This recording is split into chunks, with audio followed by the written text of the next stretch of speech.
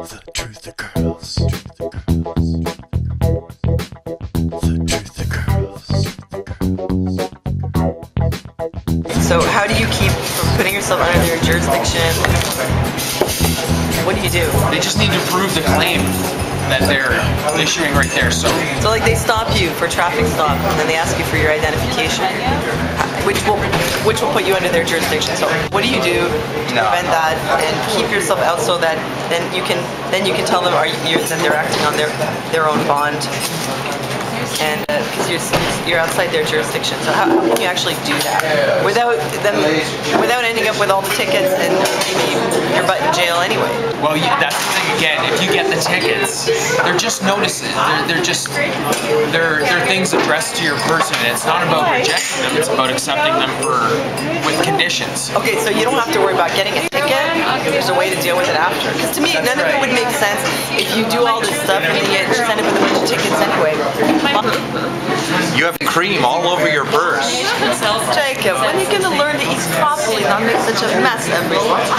Look at this mess. Ma, if I had $20 to eat regularly, I wouldn't have to be so irrational all the time. If you ate regularly, you'd be more regular. Ma, you always talking about regular, you know? It takes money.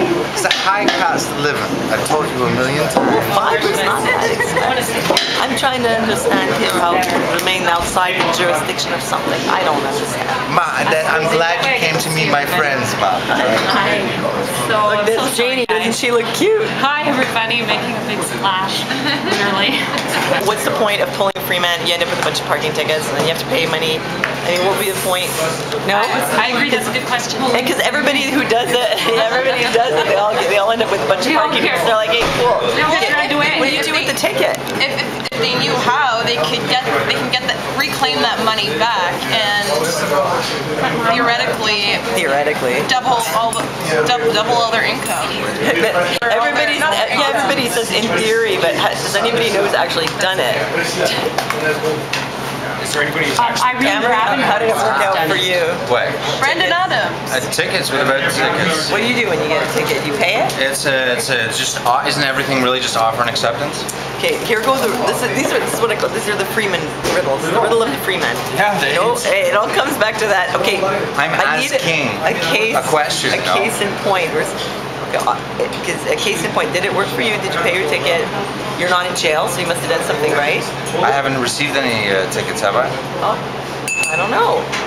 Okay. Are you saying that I have? Are you saying that I've received some tickets? I don't know, Cameron. Did you receive tickets?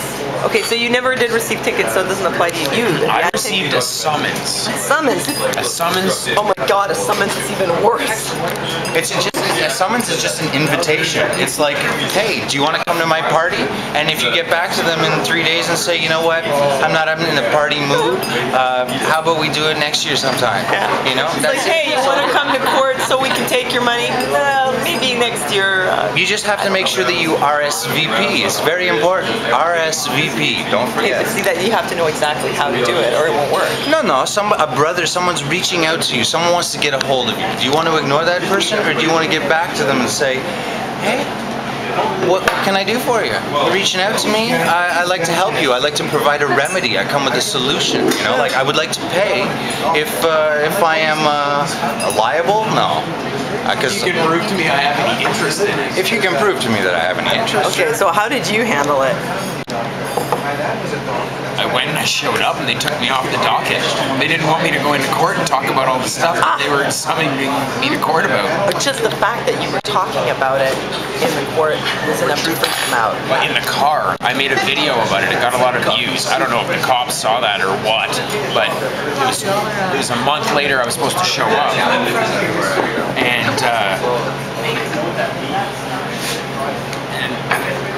And I called the cop after the whole, like I went to the court and it was taken. Terrible mess.